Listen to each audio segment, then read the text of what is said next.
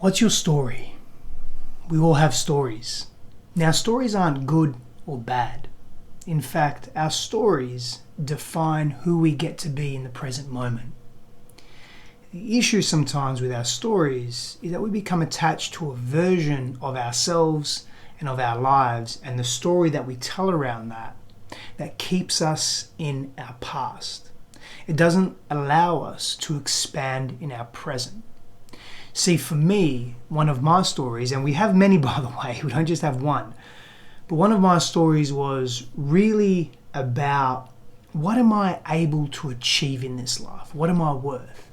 You know, as a man, we often look to that first encounter primary male figure that we have, our father. And I observed my father as a child, not knowing I was observing, because we do that as kids. We just developmentally, we're just absorbing everything in our environment. And we're taking it pretty much for gospel. In other words, we're not interpreting it too much. We're not layering meaning on it too much. It's just what we see is what we get. And we bring that through the filters of our life experiences, which are very minimal at that point. And we just register them as truth. And so for me, I would look at my father being very angry in the world. I would look at my father wanting to achieve a great deal, but then either not able to or not willing to.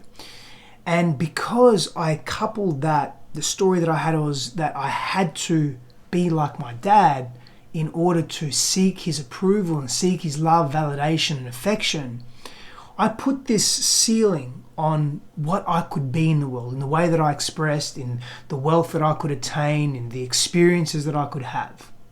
Because I didn't want to outdo my father. So one of those stories was that I am what I am. I'm born into what I'm born into, and I can't change that. I had a rigid mindset.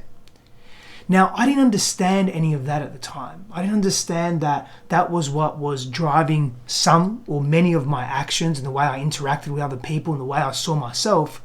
I pushed myself down. I almost numbed my voice in the world because I didn't want to outdo or outshine my father or my family lineage. I was restricted by my family lineage. Also, I thought that was the story I told myself. And so as I continued to abandon myself and abandon my voice and lose myself in that space, I continued to fester in regret and resentment. And I projected that on others. So I would be aggressive. I would be frustrated, short-tempered. I didn't have that capacity to be with the feelings that I was experiencing and feeling within myself, so I channeled them outward because I wasn't honoring my story or the story that I wanted to tell myself or the story that I wanted to live by. I was living by someone else's story, or at least the interpretation of that. And so I urge you, when you're moving through your life, if you're struggling somewhere, if you're not feeling fully connected, ask yourself, what story or stories are you telling yourself that is keeping you down, that is keeping you in a place that is not you, that is not your authentic expression? I did that for so many years, and I lost so much of who I was.